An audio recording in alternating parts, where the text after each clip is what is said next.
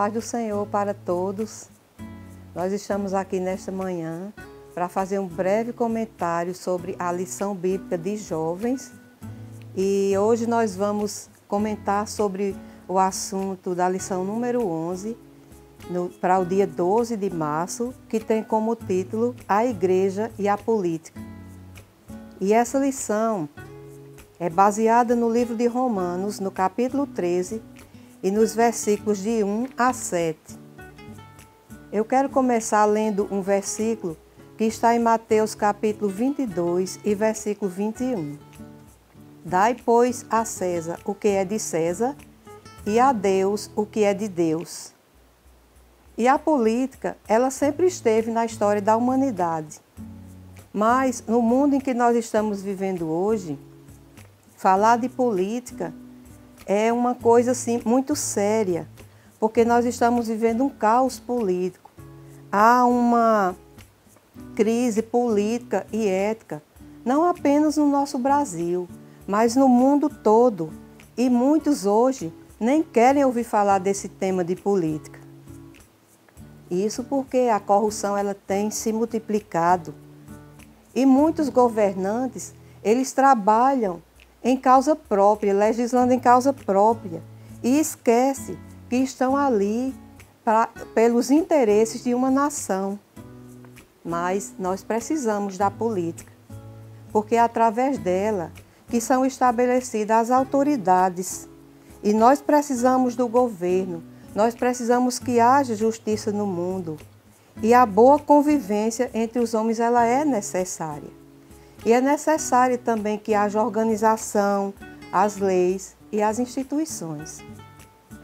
E algumas perguntinhas que nós ouvimos sempre e nós mesmos fazemos. Como os cristãos podem e devem lidar com a política? Até que ponto os cristãos se sujeitam às autoridades? Quais são as obrigações diante de Deus? Igreja e Estado podem caminhar juntas? Qual deve ser o papel da igreja na política?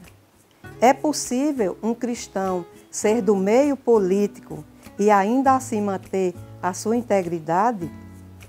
E os deveres do cristão para com os governos?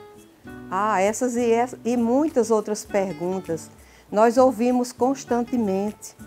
Mas a Bíblia diz que um dos maiores deveres da igreja, primeiro que tudo, é orar pelos governantes, respeitá-los, pois a Bíblia diz que todo poder humano é dado por Ele, por Deus, e é necessário para que tenhamos uma vida quieta e sossegada.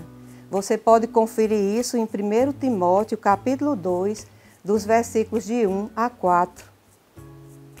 Nós somos crentes, somos cidadãos, precisamos obedecer às leis, precisamos estar sujeitos às autoridades, temos que fazer tudo direitinho.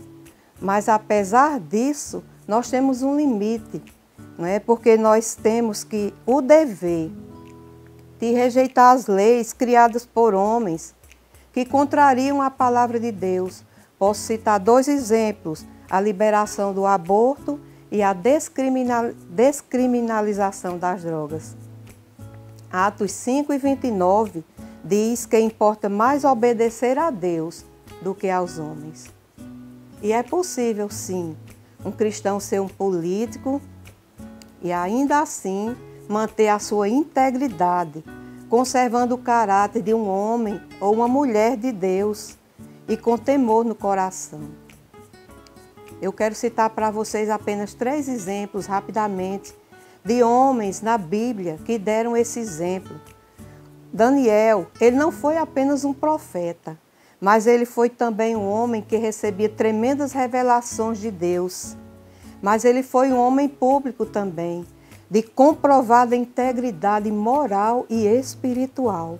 E ele deu testemunho do Deus de Israel, mesmo em terra estrangeira, como gestor e ainda como conselheiro do rei. Temos José também, conhecido como José do Egito, que mesmo em posição de autoridade, ele jamais abriu mão dos planos e dos projetos de Deus na sua vida. Neemias, ele foi governador, foi um excelente modelo bíblico de um líder crente no governo, um homem de sabedoria, convicção, coragem, integridade, fé, compaixão pelos oprimidos e foi um líder cheio de dons e de muita organização. E eu quero concluir dizendo que é possível sim a uma pessoa em posição de autoridade, mesmo no mundo político, ser uma pessoa íntegra e trabalhar pelo bem do povo. E como cristãos, nós devemos orar por tais pessoas, para que elas exerçam com sabedoria e vocação, porque ela precisa trabalhar bem. E nós, como discípulos de Cristo, temos a obrigação de exercer também os nossos direitos e os nossos deveres, porque também somos cidadãos, pois só assim estaremos glorificando a Deus. E essas perguntas que eu coloquei aqui e muitas outras que você possa ter, vamos tirar pegar essas respostas através da Bíblia Sagrada. E eu convido você para estar junto conosco no domingo pela manhã, na Escola Bíblica Dominical, às 9h15 da manhã. Que o Senhor em Cristo nos abençoe. Amém.